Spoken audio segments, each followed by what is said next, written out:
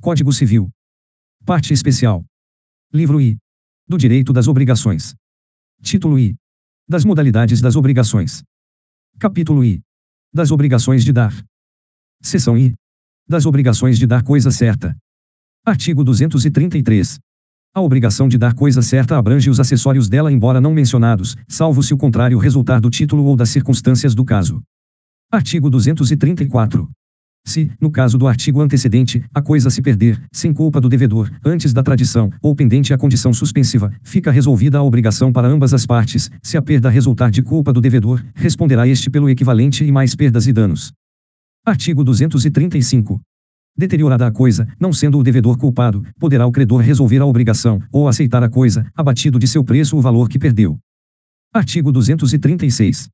Sendo culpado o devedor, poderá o credor exigir o equivalente, ou aceitar a coisa no estado em que se acha, com direito a reclamar, em um ou em outro caso, indenização das perdas e danos.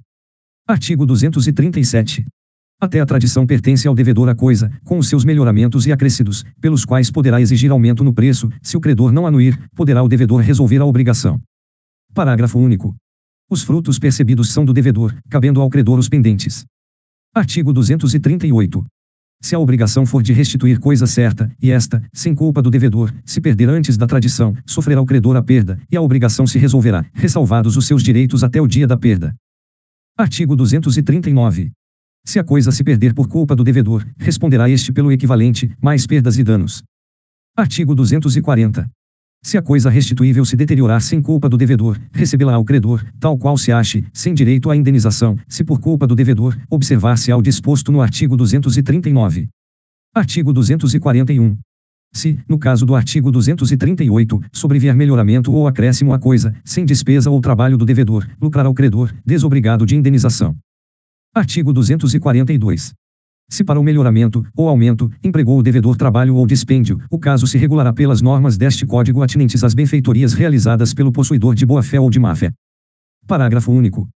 Quanto aos frutos percebidos, observar-se-á, do mesmo modo, o disposto neste Código, acerca do possuidor de boa-fé ou de má-fé. Seção 2ª. Das obrigações de dar coisa incerta. Artigo 243. A coisa incerta será indicada, ao menos, pelo gênero e pela quantidade. Artigo 244. Nas coisas determinadas pelo gênero e pela quantidade, a escolha pertence ao devedor, se o contrário não resultar do título da obrigação, mas não poderá dar a coisa pior, nem será obrigado a prestar a melhor. Artigo 245. Cientificado da escolha o credor, vigorará o disposto na seção antecedente. Artigo 246. Antes da escolha, não poderá o devedor alegar perda ou deterioração da coisa, ainda que por força maior ou caso fortuito. Capítulo 2º. Das obrigações de fazer. Artigo 247. Incorre na obrigação de indenizar perdas e danos o devedor que recusar a prestação a ele só imposta, ou só por ele execuível. Artigo 248. Se a prestação do fato tornar-se impossível sem culpa do devedor, resolver-se-á a obrigação, se por culpa dele, responderá por perdas e danos. Artigo 249. Se o fato puder ser executado por terceiro, será livre ao credor mandá-lo executar à custa do devedor, havendo recusa ou mora deste, sem prejuízo da indenização cabível. Parágrafo único. Em caso de urgência, pode o credor, independentemente de autorização judicial, executar ou mandar executar o fato, sendo depois ressarcido. Capítulo 3º. Das obrigações de não fazer. Artigo 250. Extingue-se a obrigação de não fazer, desde que, sem culpa do devedor, se lhe torne impossível abster-se do ato, que se obrigou a não praticar. Artigo 251. Praticado pelo devedor o ato, a cuja abstenção se obrigara, o credor pode exigir dele que o desfaça, sob pena de se desfazer à sua custa, ressarcindo o culpado perdas e danos. Parágrafo único. Em caso de urgência, poderá o credor desfazer ou mandar desfazer, independentemente de autorização judicial, sem prejuízo do ressarcimento devido. Capítulo 4. Das obrigações alternativas. Artigo 252. Nas obrigações alternativas, a escolha cabe ao devedor, se outra coisa não se estipulou. Primeiro, não pode o devedor obrigar o credor a receber parte em uma prestação e parte em outra. Segundo, quando a obrigação for de prestações periódicas, a faculdade de opção poderá ser exercida em cada período. Terceiro, no caso de pluralidade de optantes, não havendo acordo unânime entre eles, decidirá o juiz, findo o prazo por este assinado para a deliberação. Quarto, se o título deferir a opção a terceiro, e este não quiser, ou não puder exercê-la, caberá ao juiz a escolha se não houver acordo entre as partes. Artigo 253. Se uma das duas prestações não puder ser objeto de obrigação ou se tornada inexequível, subsistirá o débito quanto à outra. Artigo 254. Se, por culpa do devedor, não se puder cumprir nenhuma das prestações, não competindo ao credor a escolha, ficará aquele obrigado a pagar o valor da que por último se impossibilitou, mais as perdas e danos que o caso determinar. Artigo 255.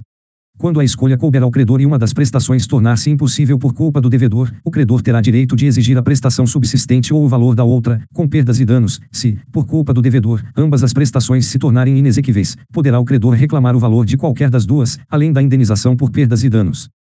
Artigo 256.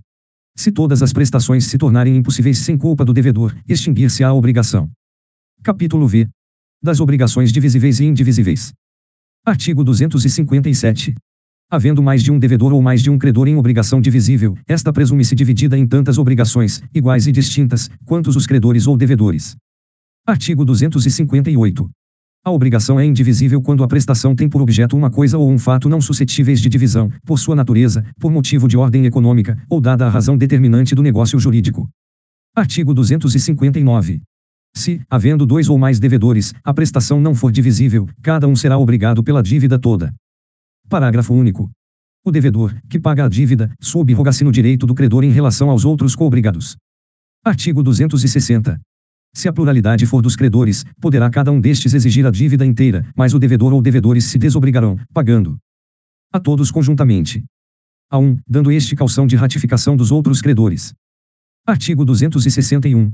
Se um só dos credores receber a prestação por inteiro, a cada um dos outros assistirá o direito de exigir dele em dinheiro a parte que lhe caiba no total. Artigo 262. Se um dos credores remitir a dívida, a obrigação não ficará extinta para com os outros, mas estes só a poderão exigir, descontada a cota do credor remitente. Parágrafo único. O mesmo critério se observará no caso de transação, novação, compensação ou confusão. Artigo 263. Perde a qualidade de indivisível a obrigação que se resolver em perdas e danos. Primeiro, se, para efeito do disposto neste artigo, houver culpa de todos os devedores, responderão todos por partes iguais. Segundo, se for de um só a culpa, ficarão exonerados os outros, respondendo só esse pelas perdas e danos. Capítulo 6. Das obrigações solidárias. Seção I. Disposições gerais. Artigo 264. A solidariedade, quando na mesma obrigação concorre mais de um credor, ou mais de um devedor, cada um com direito, ou obrigado, à dívida toda. Artigo 265. A solidariedade não se presume, resulta da lei ou da vontade das partes. Artigo 266. A obrigação solidária pode ser pura e simples para um dos cocredores ou codevedores, e condicional, ou a prazo, ou pagável em lugar diferente, para o outro. Seção 2ª. Da solidariedade ativa. Artigo 267. Cada um dos credores solidários tem direito a exigir do devedor o cumprimento da prestação por inteiro. Artigo 268. Enquanto alguns dos credores solidários não demandarem o devedor comum, a qualquer daqueles poderá este pagar. Artigo 269. O pagamento feito a um dos credores solidários extingue a dívida até o montante do que foi pago. Artigo 270. Se um dos credores solidários falecer deixando herdeiros, cada um destes só terá direito a exigir e receber a cota do crédito que corresponder ao seu quinhão hereditário, salvo se a obrigação for indivisível. Artigo 271. Convertendo-se a prestação em perdas e danos, subsiste, para todos os efeitos, a solidariedade. Artigo 272. O credor que tiver remitido a dívida ou recebido o pagamento responderá aos outros pela parte que lhes caiba. Artigo 273. A um dos credores solidários não pode o devedor opor as exceções pessoais oponíveis aos outros. Artigo 274. O julgamento contrário a um dos credores solidários não atinge os demais, mas o julgamento favorável aproveita-lhes, sem prejuízo de exceção pessoal que o devedor tenha direito de invocar em relação a qualquer deles. Seção 3ª. Da solidariedade passiva. Artigo 275. O credor tem direito a exigir e receber de um ou de alguns dos devedores, parcial ou totalmente, a dívida comum. Se o pagamento tiver sido parcial, todos os demais devedores continuam obrigados solidariamente pelo resto. Parágrafo único. Não importará a renúncia da solidariedade à propositura de ação pelo credor contra um ou alguns dos devedores. Artigo 276. Se um dos devedores solidários falecer deixando herdeiros, nenhum destes será obrigado a pagar senão a cota que corresponder ao seu quinhão hereditário, salvo se a obrigação for indivisível, mas todos reunidos serão considerados como um devedor solidário em relação aos demais devedores. Artigo 277. O pagamento parcial feito por um dos devedores e a remissão por ele obtida não aproveitam aos outros devedores, senão até a concorrência da quantia paga ou relevada. Artigo 278. Qualquer cláusula, condição ou obrigação adicional, estipulada entre um dos devedores solidários e o credor, não poderá agravar a posição dos outros sem consentimento destes. Artigo 279. Impossibilitando-se a prestação por culpa de um dos devedores solidários, subsiste para todos o encargo de pagar o equivalente, mas pelas perdas e danos só responde o culpado. Artigo 280. Todos os devedores respondem pelos juros da mora, ainda que a ação tenha sido proposta somente contra um, mas o culpado responde aos outros pela obrigação acrescida. Artigo 281. O devedor demandado pode opor ao credor as exceções que lhe forem pessoais e as comuns a todos, não lhe aproveitando as exceções pessoais a outro codevedor.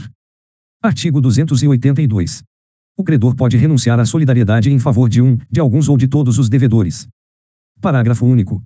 Se o credor exonerar da solidariedade um ou mais devedores, subsistirá dos demais. Artigo 283.